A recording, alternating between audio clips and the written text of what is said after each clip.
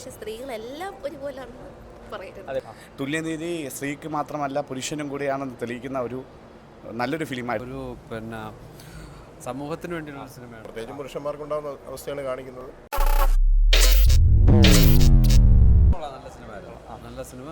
ഇപ്പോഴത്തെ ആ ഒരു സമൂഹത്തിന് വേണ്ടിയുള്ള സിനിമയാണ്. നല്ല സിനിമയാണ്. പുരുഷന്മാർക്ക് വേണ്ടിയുള്ള സിനിമ എന്നൊക്കെ പറയുന്നുണ്ടല്ലോ, അതിനുള്ള സിനിമയാണ്. അത് പറഞ്ഞാൽ പുരുഷന്മാർ അനുഭവിക്കുന്ന പീഡനത്തെക്കുറിച്ചുള്ള സിനിമയാണ്.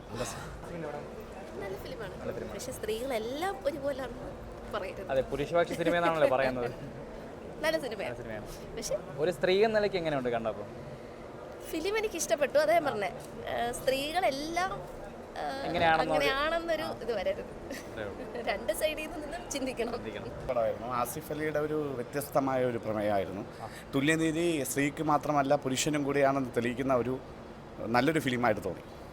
ഒരു പുരുഷപക്ഷ സിനിമ എന്ന് പറഞ്ഞല്ലോ, അപ്പം അങ്ങനെ തന്നെയാണോ? അല്ലല്ല, സ്ത്രീക്കും പുരുഷനും ഒരുപോലെ പ്രാധാന്യം കൽപ്പിക്കണമല്ലോ ജീവിതം എന്ന് പറയുന്നത്. അപ്പം അങ്ങനെ നോക്കുമ്പോൾ സ്ത്രീക്ക് എല്ലാ നിയമങ്ങളും അനുകൂലമാകുന്ന ഈ ഒരു കാലഘട്ടത്തിൽ പുരുഷനും അത് വേണമെന്ന് തെളിയിക്കുന്ന ഒരു സിനിമയാണ്. ആസിഫ് അലി എങ്ങനെയുണ്ട് അഭിനയിച്ചത്? ആസിഫ് അലി നന്നായിട്ട് ചെയ്തു. ആസിഫ് അലി എങ്ങനെ ഉണ്ടായിരുന്നു? ആസിഫ് അലിയൊക്കെ എങ്ങനെയുണ്ട്?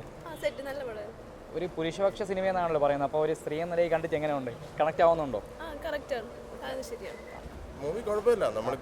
നമ്മുടെ പുതിയ ഒരു തലമുറയിൽപ്പെടുന്ന കുട്ടികൾക്കുണ്ടാകുന്ന അവസ്ഥയാണ് കാണിക്കുന്നത്. പ്രത്യേകിച്ചും പുരുഷന്മാർക്കുണ്ടാകുന്ന അവസ്ഥയാണ് കാണിക്കുന്നത്.